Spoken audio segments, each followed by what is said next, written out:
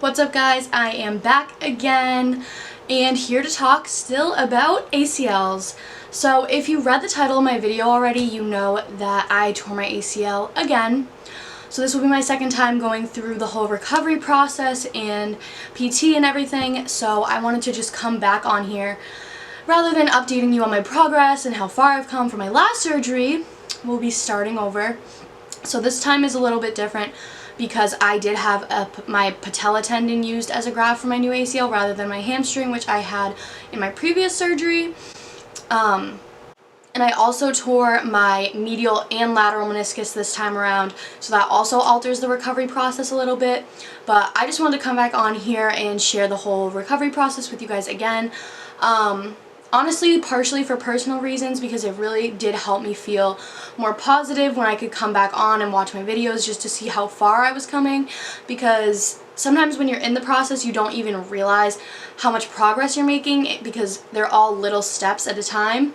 But it's really helpful to come back and get to see where you started and where you've come. So with all that being said, let's get started with the video.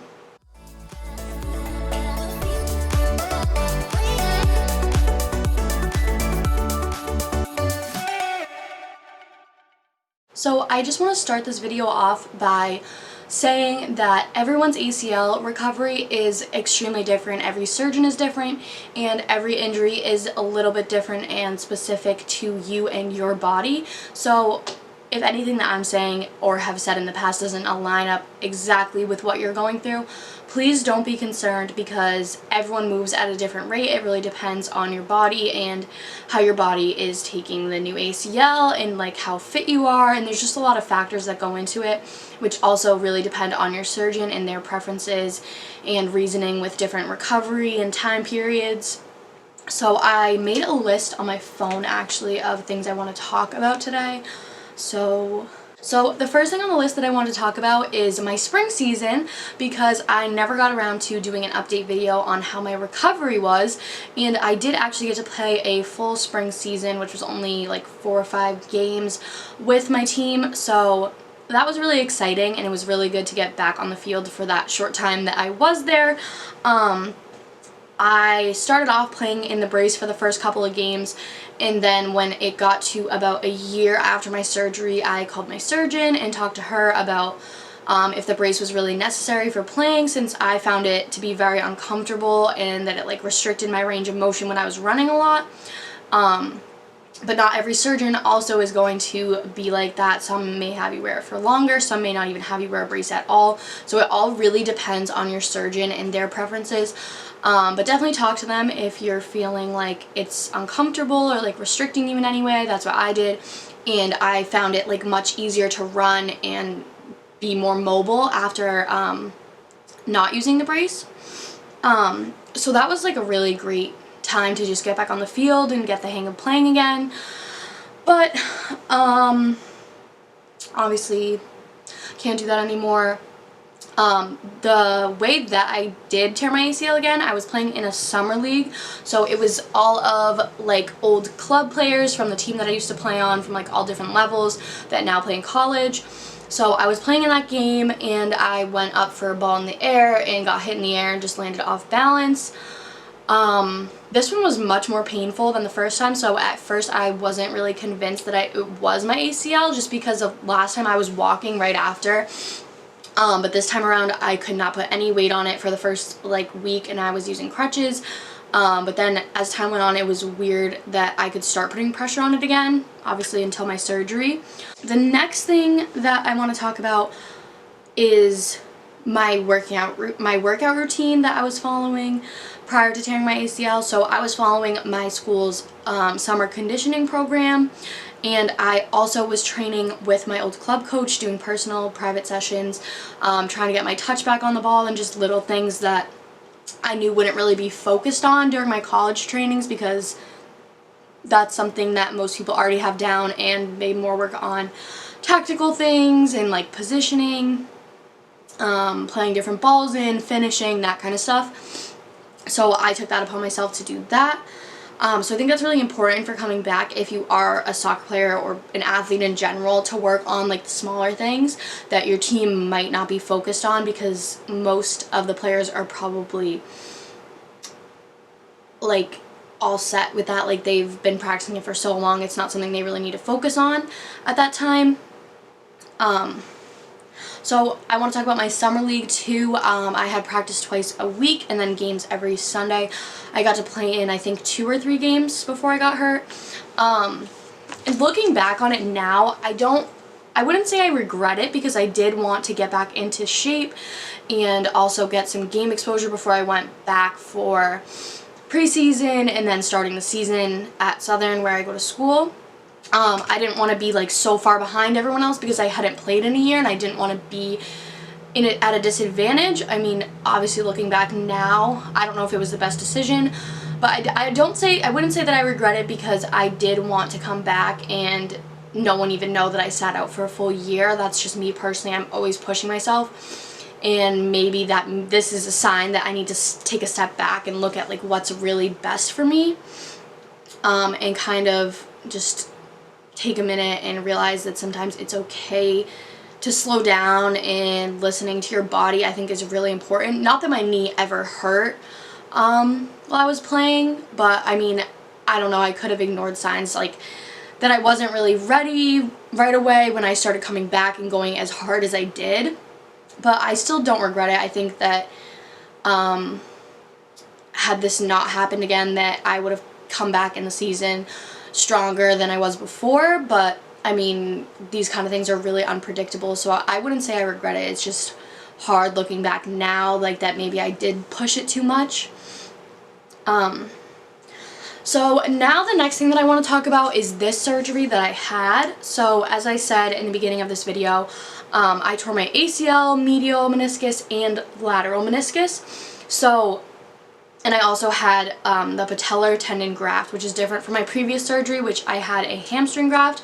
So those two are a little bit different in like the recovery process, healing process, all that kind of stuff. The issue with the meniscus tears is that when recovering from that, it heals like basically like a broken bone, so it needs time to heal. You can't push it right away. So I think that's why this time I had to be on crutches for 6 weeks post-op, whereas the last time I was off crutches in about a week, or maybe a little less, after my last surgery. So that just kind of tells you how different like people's journeys can be, because even between my 2 surgeries there's a lot of differences.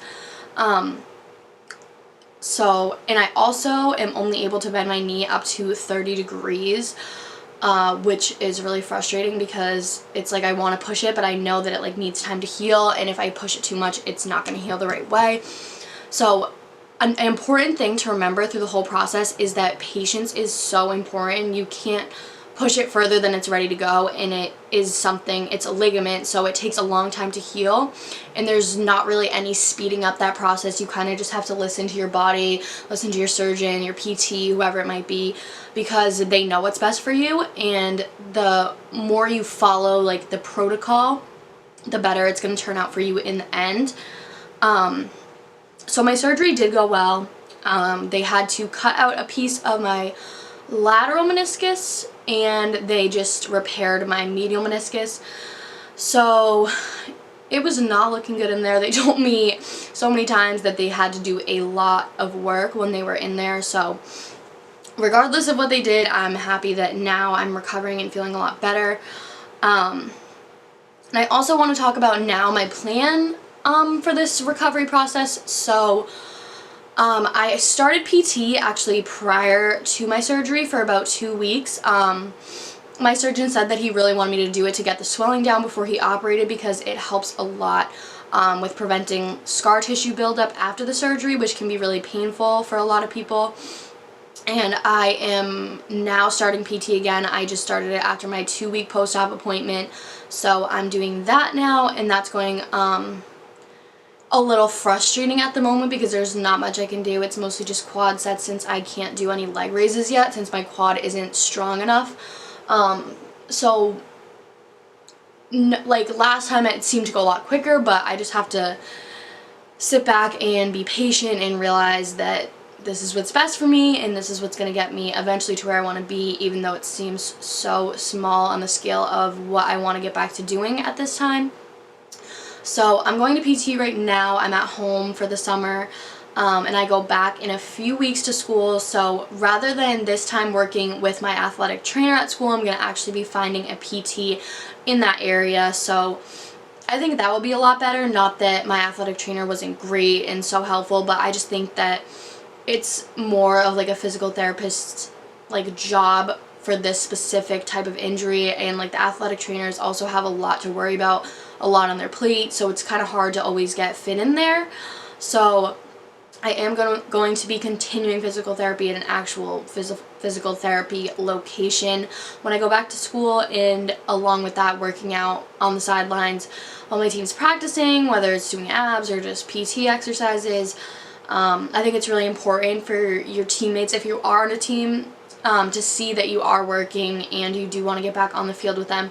Even though it might seem so far away, it's good for them to see that you're working too, as they're working hard on the field. And if you are an athlete, I think it's really important to always be supportive for your teammates. I know it can be really hard sitting out and just watching all the time, but I think that them hearing your support shows that you're still there, you're still part of the team, and that you can have an impact even though you can't on the field.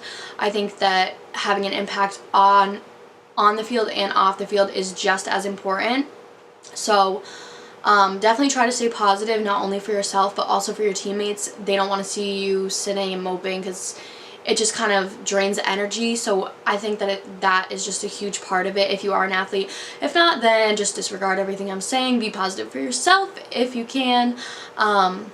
Which is the final topic that I want to talk about, is motivation and positivity.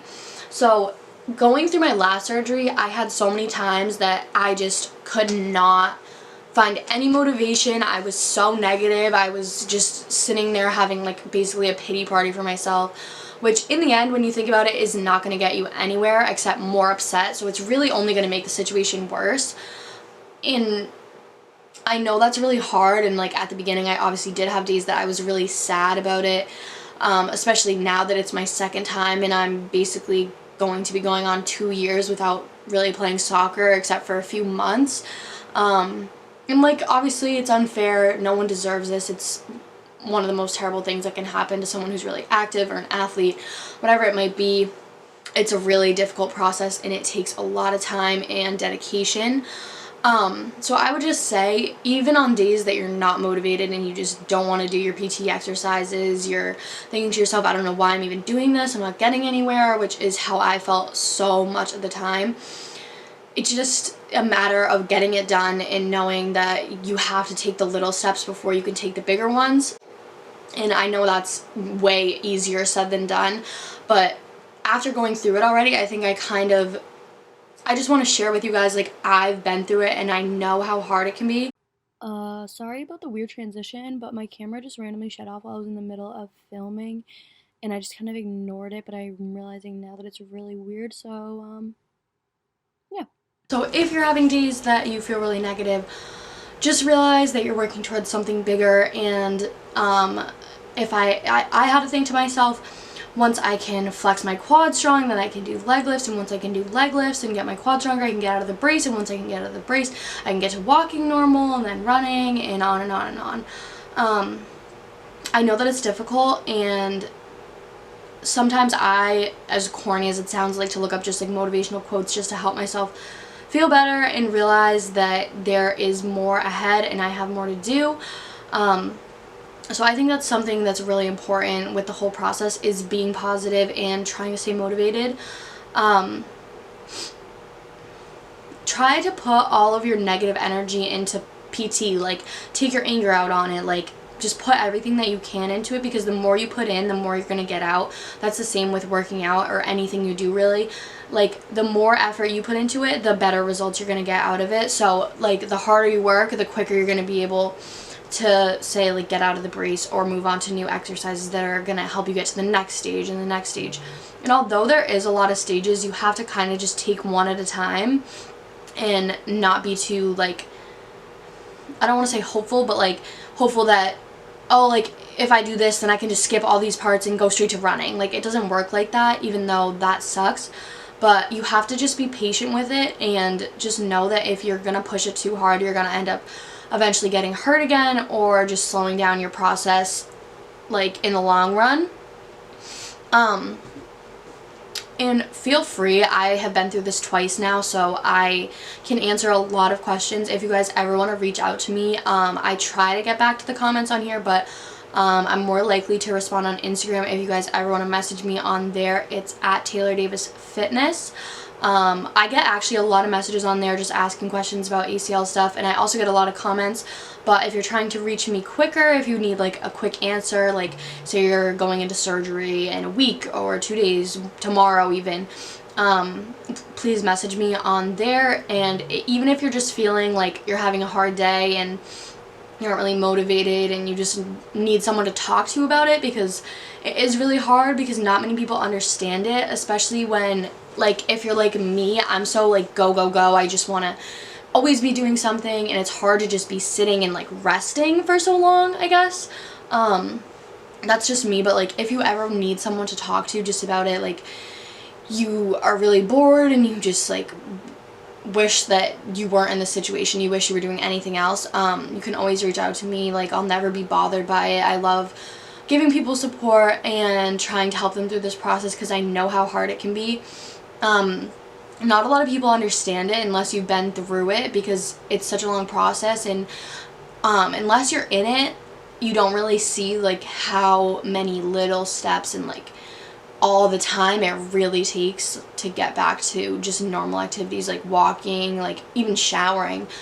It's just difficult and really frustrating at times, and it's hard to explain it to someone who doesn't have that perspective on it and doesn't really understand all the little things that you can't do. So yeah, never hesitate to reach out. I'm always willing to answer questions or just talk about it. Even if you just are curious, like what it has been like for me, to compare it to yourself.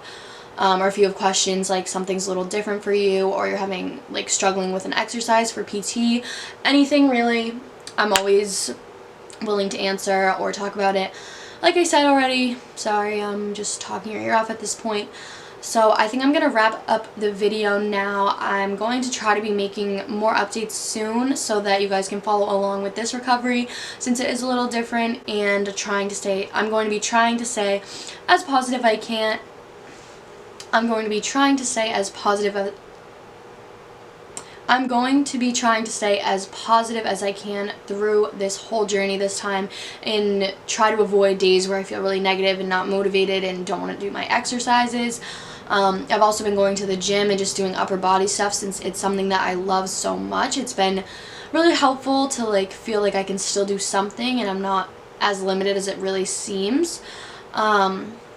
So if you guys want to follow along with this journey, make sure you click the button down below and turn on notifications if you want to see them right away.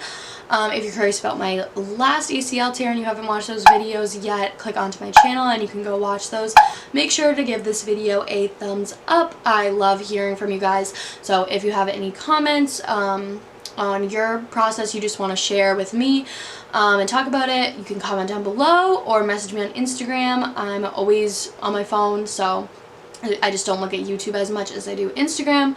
So I hope you guys enjoyed today's video, and if you're in this recovery process with me as well, stay positive and good luck, and I will see you guys on the next one.